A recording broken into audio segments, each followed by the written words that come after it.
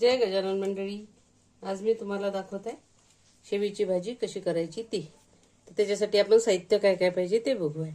इथं आपण कांदे घेतलेले, साधारण 2 मोठे कांदे घ्यायचे, बारीक चिरून घ्यायचे. त्याचा आपल्याला आता मसाला तयार करायचा आहे.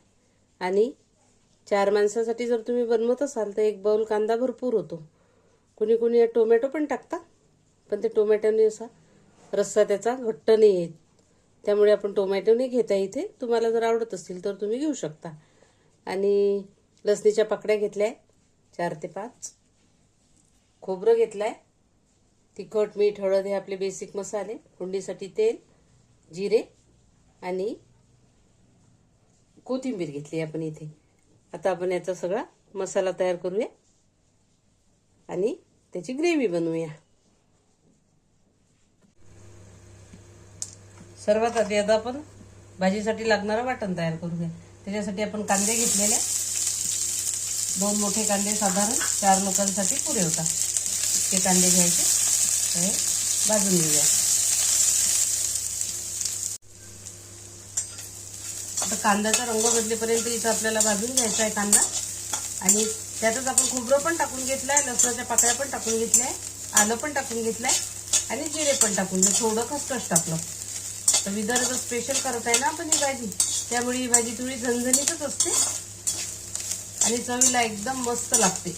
तिखट, थोडी तिखटच करायची ही भाजी. शेवची भाजी म्हटलं की थोडी ती तिखट आणि मसालेदार अशीच छान लागते. तर झालाय आपला आता मसाला परतून घेतलाय. आता आपण मिक्सरला बारीक करूया. आता आपण तो मसाला सगळा छान भाजून घेतलाय.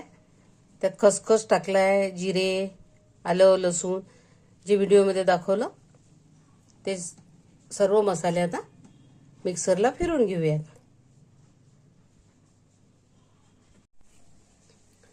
या पद्धतीने आपण ती ग्रेव्ही तयार करून घेतलेली आहे. जे आपले मसाले होते ते इतकी बारीक वाटून घ्यायचं ते मिक्सरला. आता फोडणीची तयारी करूया.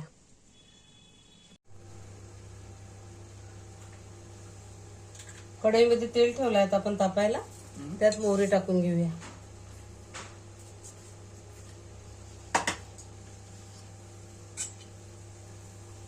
आणि हे मसाला तयार करून घेतला तो मसाला टाकून घेऊया. तेलात थोडं भरपूरच पाहिजे. विदर्भातली रेसिपी आहे आणि मसाल्याची आहे, त्यामुळे तेल टाकायला थोडा जास्तच पाहिजे. आपण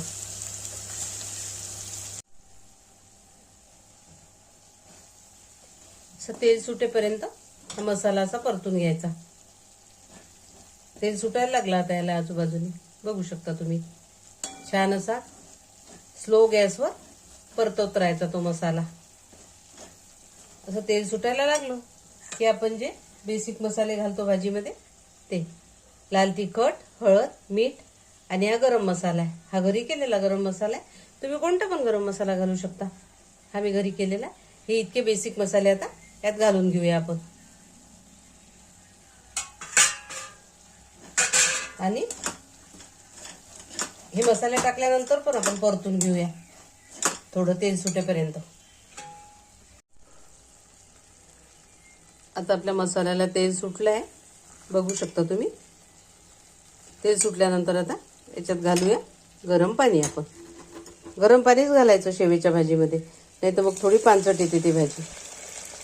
तुम्हाला कितपत पातळ पाहिजे तितकं तुम्ही गरम पाणी या भाजीमध्ये घालून घ्या. उकळती आता आपली भाजी बघू शकता तुम्ही. काय मस्त रंग आलाय तो. झाली आपली भाजी तयार. आता 1-2 उकळ्या काढायच्या त्याला दणकून चांगले, म्हणजे तो मसाल्याचा असा तेल सोडतो थोडा उकळल्यानंतर. या पद्धतीने आपली शेवची भाजी आता इथं तयार झालेली आहे. बघू शकता तुम्ही काय सुंदर झाली शेवची भाजी. खायला अतिशय उत्तम लागते आणि घरच्या साहित्यापासून होते. तुम्हाला तेल मसाले कितपत आवडते त्यात तुम्ही बदल करू शकता माझ्या पद्धतीनुसार. आणि कशी झाली तर मला सांगा. तुमच्याकडे या भाजीत काय काय मसाले टाकतात ते पण मला सांगा. आवडली तर लाईक करा, कमेंट करा. सबस्क्राईब केलं नसेल तर सबस्क्राईब करा.